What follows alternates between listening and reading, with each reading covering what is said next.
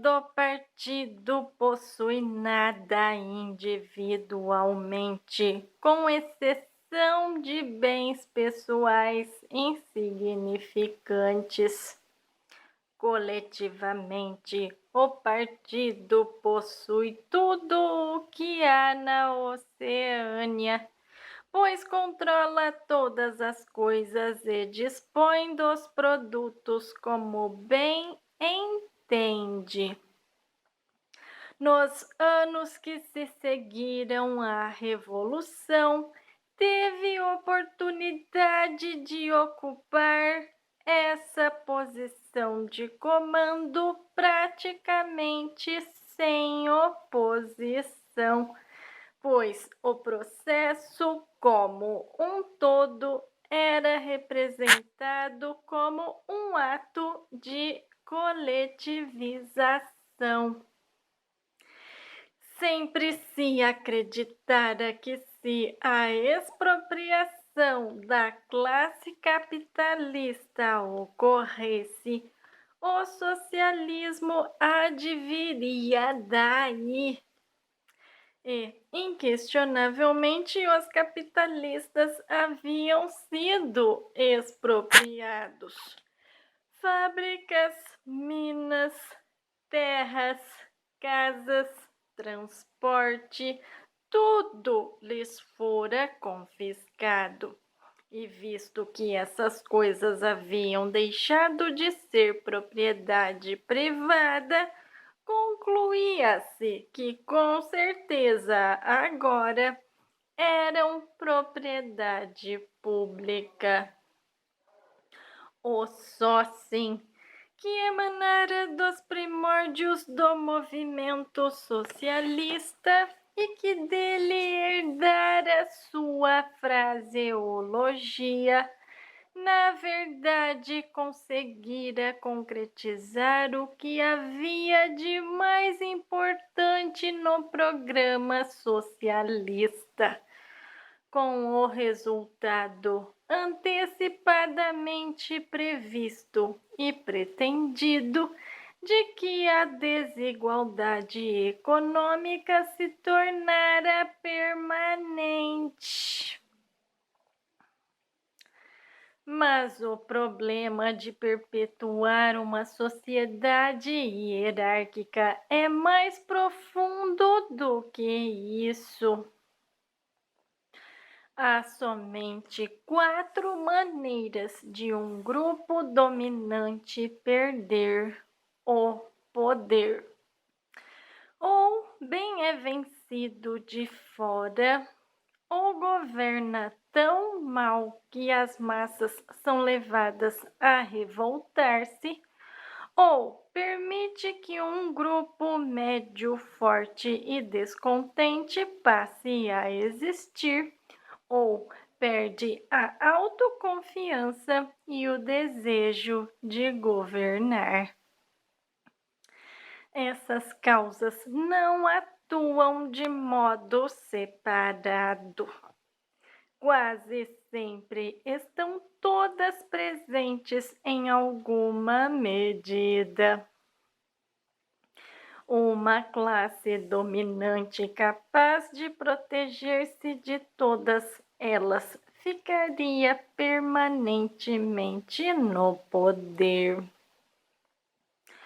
No fim das contas, o fator decisivo é a atitude mental da própria classe dominante. Na verdade, a partir de meados do século XX, o primeiro desses perigos deixara de existir. Cada uma das 3 potências que hoje dividem o mundo é, com efeito, inconquistável e só poderia tornar-se conquistável depois de ocorrerem lentas mudanças demográficas que um governo dotado de amplos poderes pode evitar com facilidade. Também o segundo perigo não passa de um perigo teórico. As massas nunca se revoltam por iniciativa própria e nunca se revoltam não só porque são oprimidas. Acontece que, enquanto não lhes for permitido contar com termos de comparação, elas nunca chegarão sequer a dar-se conta de que são oprimidas. As crises econômicas recorrentes de épocas passadas foram totalmente desnecessárias e hoje em dia não se permite que ocorram, mas podem sobrevir e sobrevêm outros deslocamentos igualmente grandes sem que se verifiquem resultados políticos, porque a insatisfação não tem como tornar-se articulada. Quanto ao problema do excedente de produção latente em nossa sociedade, desde o desenvolvimento do aparato técnico, esse se soluciona por intermédio do mecanismo da atividade guerreira permanente. Ver capítulo 3º, que também é útil para ajustar o moral público ao timbre adequado. Do ponto de vista de nossos atuais governantes, portanto, os únicos perigos reais são o surgimento de um novo grupo de pessoas capazes, subempregadas e com fome de poder, e o crescimento do liberalismo e do ceticismo em suas fileiras. Isso significa que o problema é educacional. Trata-se de moldar incessantemente a consciência tanto do grupo dirigente como do grupo executivo situado logo abaixo dele. Quanto à consciência das massas, só é necessário influenciá-la de modo negativo. Tudo isso considerado, seria possível deduzir, caso já não a conhecêssemos, qual é a estrutura geral da sociedade oceânica.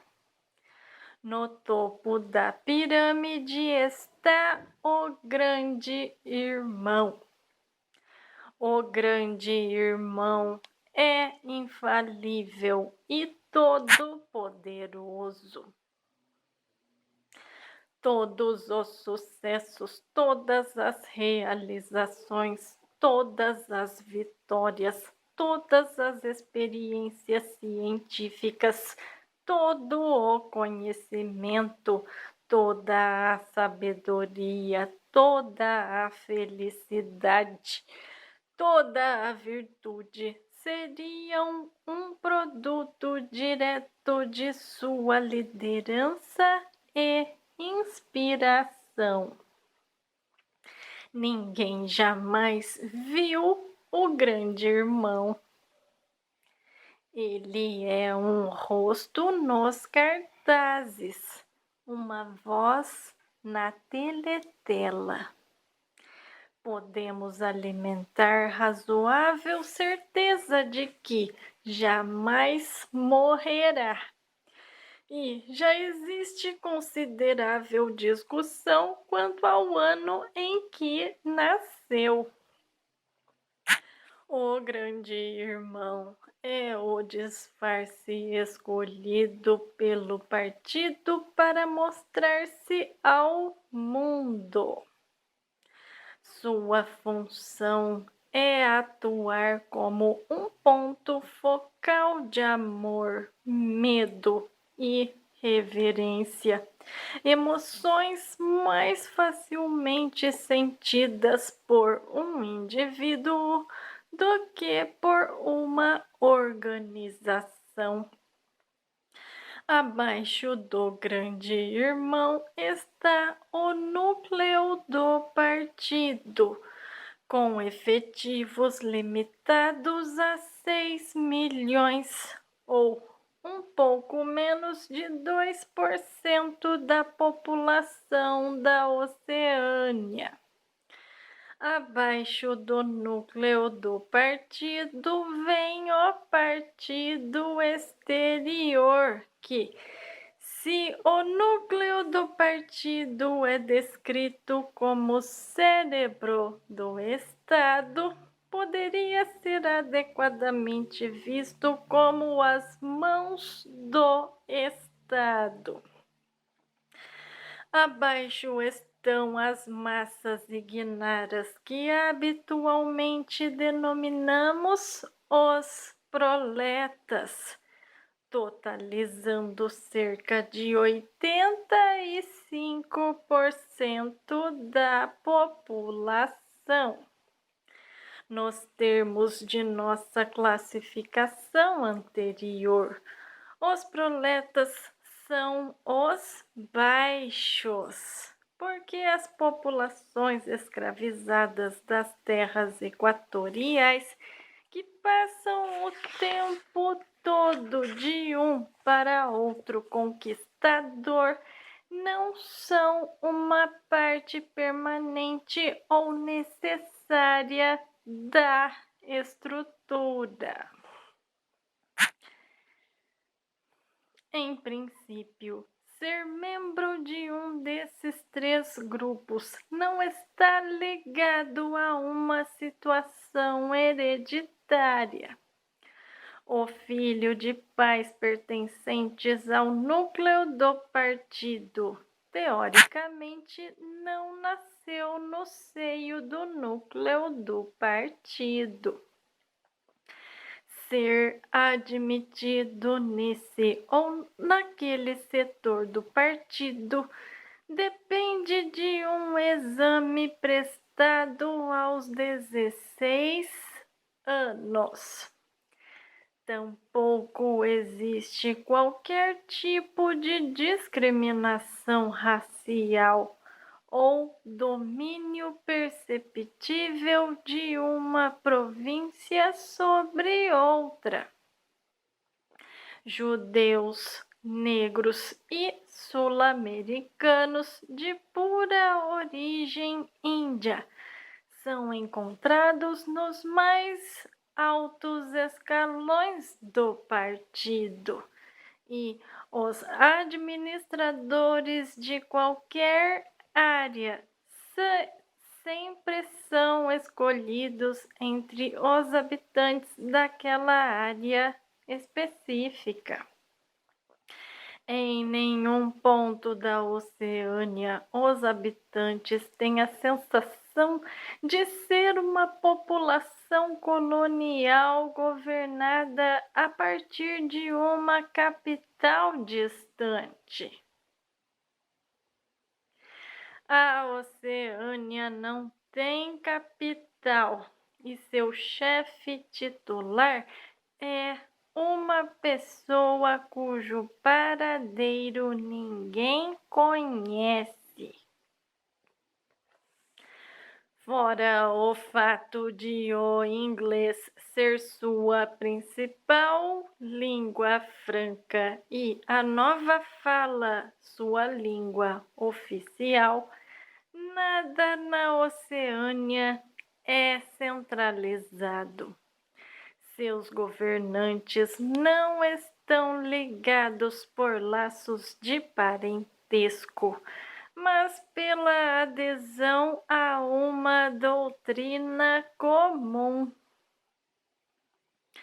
É verdade que nossa sociedade é estratificada e muito rigidamente estratificada, aliás, de um modo que à primeira vista parece corresponder a linhagens hereditárias. Verifica-se um trânsito muito menor entre os diferentes grupos do que o verificado durante o capitalismo, ou mesmo durante os períodos pré-industriais. Ocorre uma certa dose de intercâmbio entre os dois planos do partido, mas apenas o suficiente para garantir que os fracos sejam excluídos do núcleo do partido e os membros ambiciosos do partido exterior neutralizados em seu desejo de ascensão.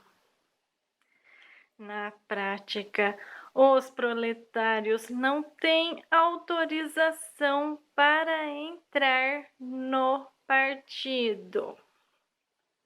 Os mais brilhantes, que talvez se tornassem núcleos de descontentamento, são simplesmente identificados pela polícia das ideias e depois eliminados. Mas não há razão para que esse estado de coisas seja permanente. Nem se trata de uma questão de princípios. O partido não é uma classe no antigo sentido do termo. Seu objetivo não é transmitir o poder para seus próprios filhos enquanto tais. E se não houvesse outra maneira de manter as pessoas mais capazes no topo, estaria perfeitamente disposto a recrutar toda uma nova geração nas fileiras do proletariado. Nos anos decisivos, o fato de o partido não ser uma entidade hereditária contribuiu sobremaneira para neutralizar a oposição. Os socialistas da velha escola, treinados para lutar contra uma coisa chamada privilégio de classe, partiam do princípio de que o que não é hereditário não pode ser permanente. Não percebiam que a permanência de uma oligarquia não precisa ser física, nem paravam para pensar que as aristocracias hereditárias sempre foram de curta duração, ao passo que já aconteceu de organizações de adoção, como a Igreja Católica, durarem centenas e mesmo milhares de anos. A essência da regra oligárquica não é a hereditariedade de pai para filho, mas a persistência de determinada visão de mundo e de um certo estilo de vida impostos pelos mortos sobre os vivos. Um grupo dominante continua sendo um grupo dominante enquanto puder nomear seus sucessores. O partido não está preocupado com a perpetuação de seu sangue, mas com a perpetuação de si mesmo. Não importa quem exerce o poder, contanto que a estrutura hierárquica permaneça imutável.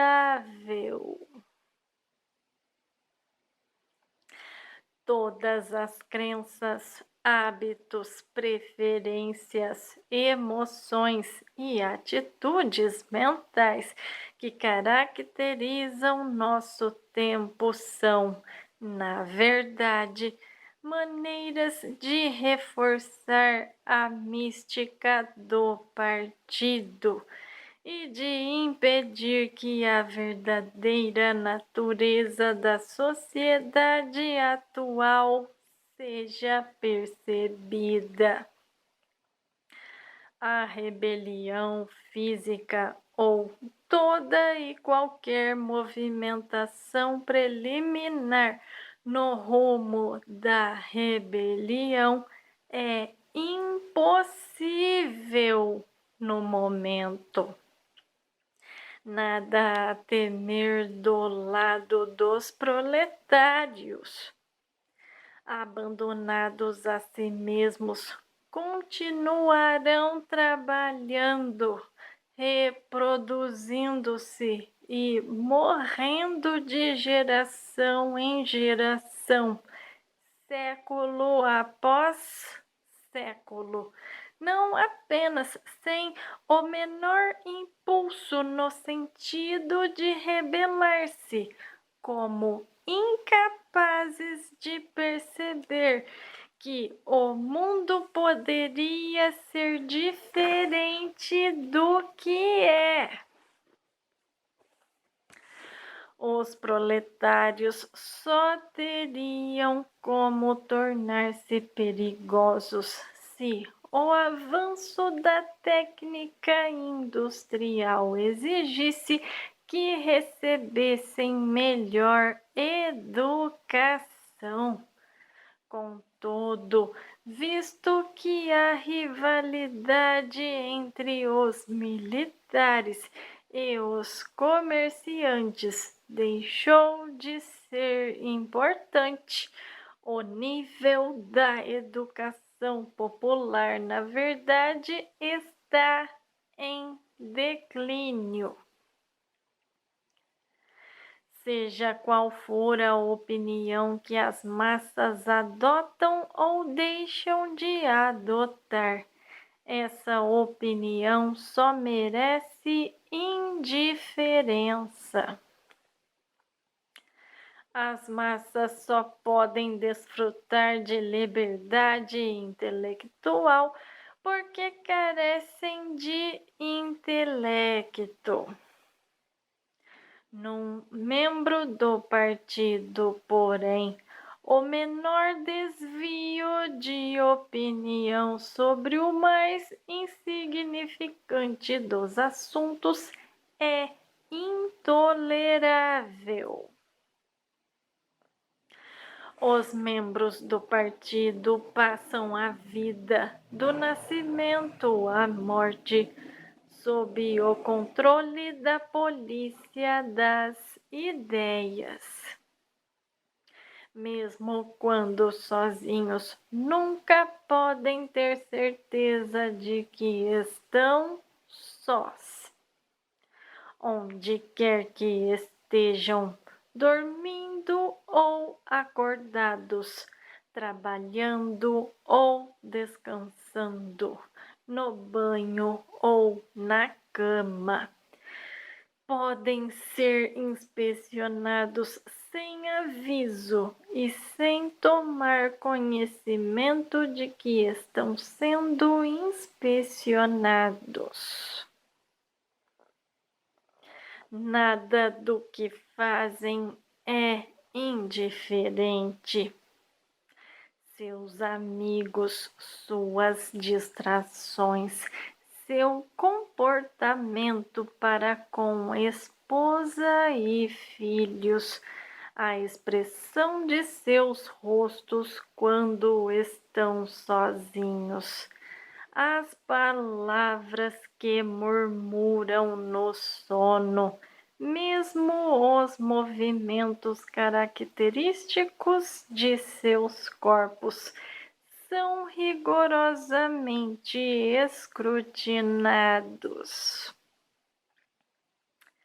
Não apenas seus delitos afetivos, delitos efetivos, mas toda excentricidade, por menor que seja, toda mudança de hábitos, todo maneirismo nervoso que apresente a possibilidade de ser sintoma de um conflito interno, não deixam de ser detectados. Eles não têm liberdade de escolha sobre coisa nenhuma.